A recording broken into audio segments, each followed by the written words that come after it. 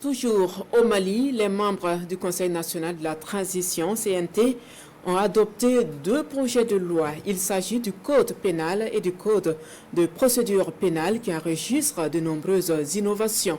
Eh bien, le processus a été certes long, mais le résultat satisfait le gouvernement malien, indique Al-Husseini Touré de l'ORTM dans ce compte-rendu.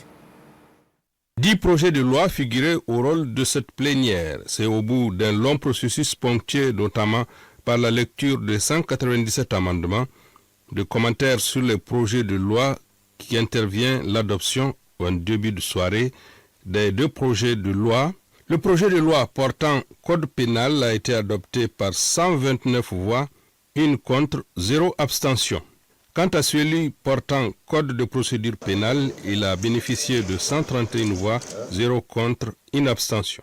L'adoption de ces 2 textes concourt aujourd'hui à apporter des corrections, à pallier aux insuffisances et à faire un grand bond dans le futur parce que désormais, dans notre paysage juridictionnel, des infractions nouvelles sont prises en charge et bien entendu, les soucis majeurs des Maliens, surtout issus des recommandations des ANR, sont pris en charge parce que simplement par l'institution du juge de la liberté et de la détention, mais aussi et surtout d'un certain nombre de recommandations fortes qui font leur apparition, notamment les incriminations liées à la traite humaine, à l'esclavage et au recel et autres. La loi relative au code pénal et celle portant code de procédure pénale en République du Mali sont porteuses de changements positifs en matière d'amélioration de notre système judiciaire. D'où le sentiment de satisfaction du garde des Sceaux. L'adoption de ce texte constitue vraiment une véritable révolution dans notre droit pénal et dans notre droit de procédure pénale.